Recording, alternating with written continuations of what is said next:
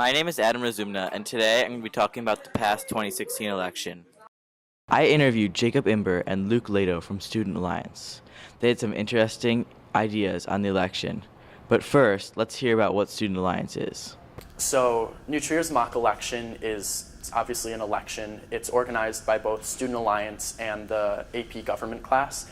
And so basically the way it worked this year is all students were emailed a link. You clicked on it and saw the four primary candidates, Jill Stein, Gary Johnson, Trump, and Hillary. You clicked which one you wanted and it was submitted into like a larger profile of votes. So it was really just a way of seeing which candidates New Trier students supported and just the general demographic of the student body.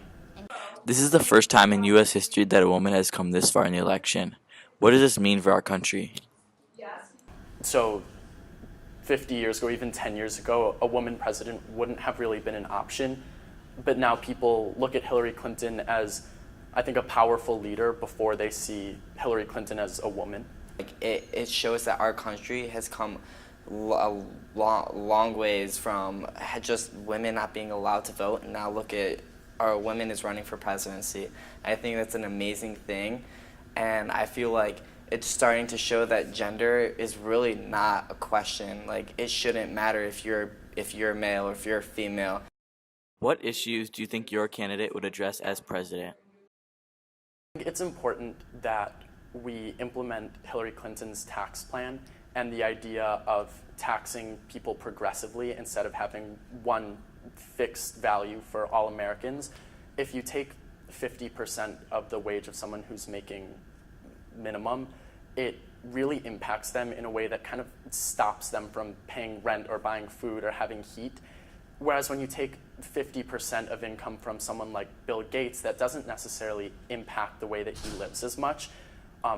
Obviously, you don't need to take 50% of someone's wealth in terms of taxes, but still keeping that idea of taxing the wealthy far more than you tax people who make minimum wage. But Trump, with his immigration plan, he listed, I watched his speech when he listed his plan for immigration, and he mentioned that he's going to try to speed up the process to become an American citizen. People make fun of it all the time, that he wants to build a wall.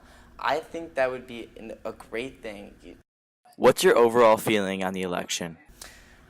Well, to be honest with you, this election is it's really exciting.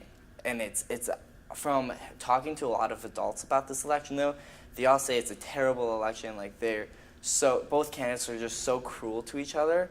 And I think it's really interesting that this is an election where I'm mature enough and really able to understand. And, like, I think it's really cool that, like, I'm experiencing an election that no one really has ever experienced either. So it's not like I'm behind, like it's a casual election. Like, I'm in the same boat as an adult who has never seen an election like this, and it's really interesting. I think both candidates have kind of lost a sense of respect for the American election system. To be honest, I don't care what they disagree on. I don't care whose family said whatever about the other's family. At a certain point, they're both invested in this election because they want what's best for the country, and both of them have kind of forgotten that. When you look at the ads that they run, or even just the things that they say to one another, those aren't things that I think I would ever say to someone or that someone would ever say to me. So it's definitely scary that the two people one of whom will be president, that they're talking to each other in that way. Thanks for watching. Now let's get back to Tyler for the rest of the news.